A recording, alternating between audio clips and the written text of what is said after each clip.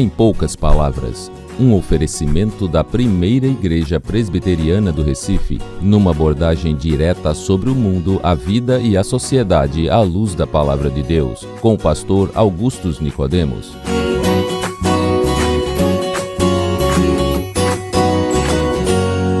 Pela graça do nosso bondoso Deus, o programa Em Poucas Palavras está novamente com você. Sou Denis Cavalcante e ao meu lado o pastor Augustus Nicodemos para dividir conosco um pouco do seu conhecimento. Vamos tentar dividir um pouco do conhecimento, né? Não é tanto, não. Mas eu vejo sempre esse programa como uma oportunidade dada por Deus de compartilhar o que eu tenho aprendido e somente pela graça de Deus, Denis, as oportunidades Amém. que Deus me deu de estudar, de fazer cursos no exterior, de me relacionar com homens de Deus que foram mentores para mim. Isso eu sei que é só misericórdia de Deus, né? E me sinto a responsabilidade muito grande de, como diz, né, quem muito se dá, muito se pede também. É verdade. E eu oro sempre a Deus que esses momentos aqui sejam usados por Ele para abençoar as pessoas que nos ouvem, de alguma forma, levar avante o reino de Deus. E obrigado pela sua companhia e seu trabalho, Denis. É sempre um prazer gravar o programa com você. Obrigado, pastor. E certamente tem dado bons frutos, porque além das perguntas, recebemos e-mails de agradecimentos. Que bom, graças a Deus. Pastor, a pergunta hoje vem da Daniela Bahia. Ela deseja entender a passagem, lá em Jeremias 32, 18. O Senhor Deus mostra o seu grande amor até 1000 gerações, mas não impede que os filhos sofram as consequências dos pecados dos pais. O grande e poderoso Deus, cujo nome é o Senhor Todo-Poderoso. Muito bem. Eu creio que a pergunta dela, da Daniela, é essa afirmação do profeta Jeremias de que Deus castiga os pecados dos pais nos filhos, né? Isso. Que os filhos sofrem as consequências dos pecados dos pais. Tá certo. Vamos lembrar em que situação o profeta Jeremias falou essas palavras. Jeremias é um profeta que viveu um pouquinho antes do cativeiro babilônico. Na verdade, ele chegou mesmo a participar, ele presenciou a invasão babilônica em Israel. E ele já, durante muitos anos, ele vinha advertindo o povo da sua época, não é? Dizendo que, por causa dos pecados deles, eles haveriam de ser castigados com o desterro e com a perda da terra prometida. Deus mandaria uma nação mais forte que haveria de invadir aquela região, conquistá-los, destruir Jerusalém e as cidades fortificadas, matar velhos, mulheres, crianças e levar cativo o povo que sobrasse. Então Jeremias estava anunciando que Deus ia fazer isso.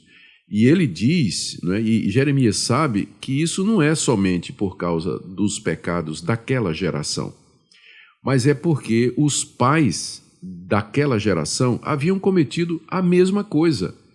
E os pais dos pais, a mesma coisa. Ou seja, depois que o reino foi dividido, né, depois que Salomão morreu, o reino foi dividido, ficou o reino do norte e o reino do sul, Judá ao sul, Israel no norte. Os dois reinos começaram a praticar idolatria, se abandonaram a Deus, trouxeram outros deuses para dentro do templo de Deus. Lá no reino do norte, criaram 2 bezerros de ouro e adoraram como se fosse Deus. E antes de Jeremias, outros profetas vinham dizendo: arrependam-se do seu pecado, arrependam-se da sua idolatria. E geração entrava, geração saía, continuava a mesma coisa. E agora o castigo estava chegando. Jeremias viveu na beira do castigo, né? Próximo à chegada do castigo. E aí ele está dizendo aqui, nessa passagem que a Daniela citou, que é no capítulo 32 da profecia dele, é uma oração que Jeremias faz a Deus. Jeremias ora a Deus dizendo: Senhor, tu fizeste os céus e a terra com teu grande poder, teu braço estendido. Aí diz: tu fazes misericórdia até 1000 gerações, mas também retribuis a iniquidade dos pais nos filhos. É como se Jeremias estivesse dizendo: eu sei que isso que vai acontecer é o resultado não somente dos nossos pecados, mas também como resultado dos pecados dos nossos pais. Por que Jeremias está dizendo isso? Porque lá no livro de Êxodo, onde nós temos o registro dos 10 mandamentos, nós encontramos a seguinte declaração de Deus quando ele deu o segundo mandamento. O primeiro mandamento é: não terás outros deuses diante de mim. O segundo mandamento eu vou ler aqui. Não faça para você imagem de escultura, nem semelhança alguma do que há em cima no céu, nem embaixo na terra, nem nas águas debaixo da terra. Não adore estas coisas, nem preste culto a elas, porque eu, o Senhor, seu Deus, sou Deus zeloso. Aí vem, que castigo a iniquidade dos pais nos filhos, até a terceira e quarta geração daqueles que me odeiam.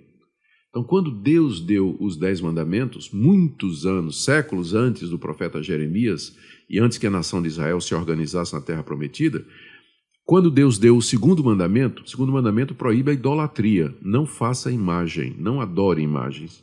Deus disse, se vocês adorarem, eu vou castigar o pecado de vocês nos filhos de vocês.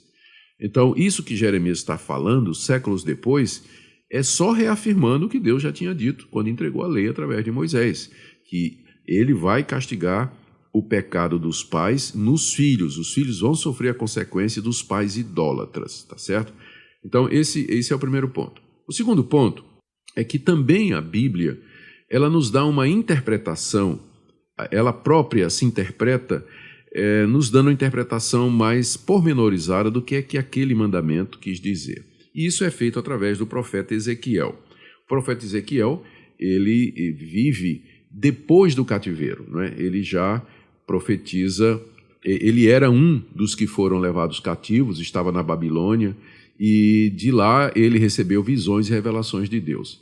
E o povo que tinha sido castigado, né? Agora Jeremias já tinha morrido, o povo já tinha sido levado em cativeiro, e o povo que estava lá estava reclamando, dizendo, nós estamos aqui por causa do pecado dos nossos pais, Deus fez cair sobre nós a idolatria dos nossos pais, como que se dissesse assim, nós não temos culpa de nada, né? Deus está castigando a gente por conta dos nossos pais. E aí, olha o que é que Deus manda o profeta Ezequiel dizer ao povo. O que querem, eu estou lendo aqui Ezequiel capítulo 18, o que vocês querem dizendo esse provérbio a respeito da terra de Israel? Os pais comeram uvas verdes e os dentes dos filhos é que se embotaram. Olha só, o pessoal estava dizendo isso aí, ó. Os nossos pais comeram a uva verde, mas os nossos dentes é que ficaram embotados, né? Quer dizer, os pais fizeram uma coisa errada e nós é que estamos sofrendo as consequências. Aí Deus diz, tão certo como eu vivo, vocês nunca mais repetirão esse provérbio em Israel. Todas as pessoas são minhas, assim como a pessoa do pai, também a pessoa do filho é minha. A pessoa que pecar, essa morrerá. E aí o profeta continua e ele explica. Ele diz que se tiver um homem justo, que fosse reto, que guardasse a lei de Deus, e ele gerar um filho ladrão, que acontece isso, né? Às vezes acontece. Gerar um filho ladrão que fizer todas as maldades que a palavra de Deus proíbe, então a virtude ou a bênção do pai não vai cair sobre o filho vai pagar pelo seu próprio pecado. O fato de que o pai dele era um homem de Deus não vai aliviar a mão de Deus, não, né? Ele vai responder pelo seu próprio pecado. E aí Ezequiel continua dizendo, aqui já estou no verso 14 do capítulo 18, se esse filho gerar um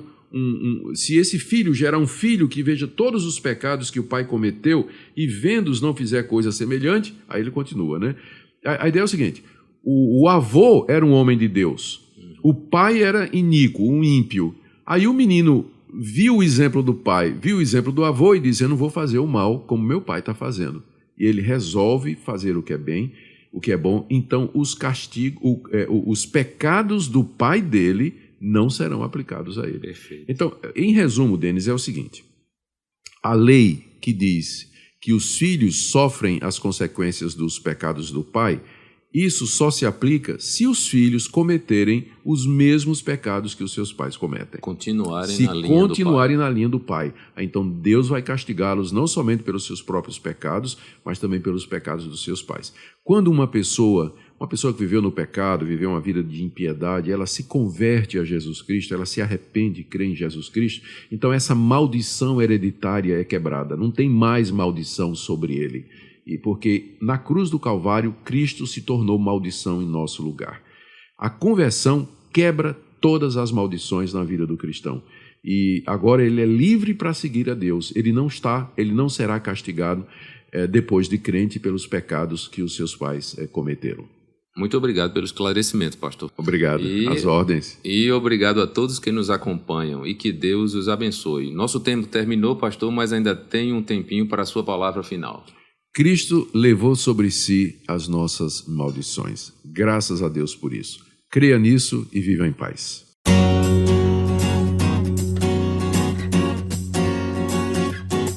Você acabou de assistir Em Poucas Palavras, um programa da Primeira Igreja Presbiteriana do Recife. Visite-nos à Rua das Crioulas, número 120 Graças, Recife, Pernambuco. Site www.primeiraigreja.org.br. E-mail empoucaspalavras@primeiraigreja.org.br.